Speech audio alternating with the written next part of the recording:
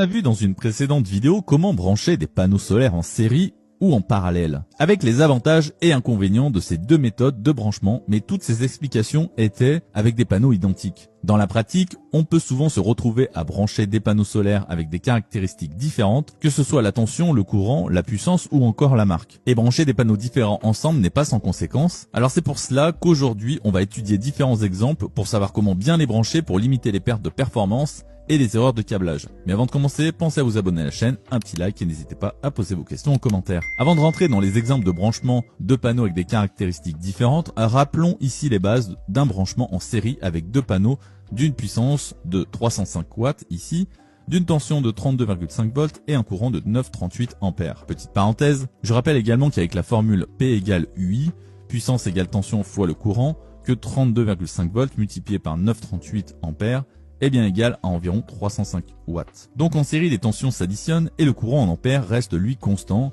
quel que soit le nombre de panneaux en série. Dans ce cas précis, on aura donc une tension de 65 volts et un courant de 9,38 ampères environ. La puissance, elle, sera de 610 watts. Pour le montage en parallèle avec les mêmes panneaux, toujours celui de 305 watts de puissance, ici c'est les courants qui s'additionnent et la tension reste constante. Donc dans ce montage, on aura une tension globale de 32,5 volts et un courant de 18,8 ampères environ. La puissance, elle, sera de 610 watts également. J'en profite pour préciser que pour les raccords en parallèle, vous pouvez utiliser des raccords de ce type, double jusqu'à 4 connecteurs, mais il faut bien sûr vérifier le courant maximum, qui est parfois limité à 30 ampères en fonction des connecteurs. Sur ma précédente vidéo, certains m'ont fait la remarque, alors que j'avais mis l'image uniquement pour illustrer mon propos, mais c'est finalement très pertinent de le préciser. Je remercie ceux qui commentent d'ailleurs dans mes vidéos, mais le plus sûr sinon, c'est d'utiliser des bus bars. Là, le courant va aller sans problème jusqu'à 250 ampères. On avait vu également le montage mixte série parallèle. Pour cet exemple, on va prendre 4 panneaux pour que ce soit plus parlant. Ici, on va avoir 2 fois 2 panneaux branchés en série, puis on va raccorder ces deux ensembles de panneaux en parallèle. Je reprends pour le moment le même panneau qu'avant. Donc ici, on va avoir 32,5 volts plus 32,5 volts, soit 65 volts,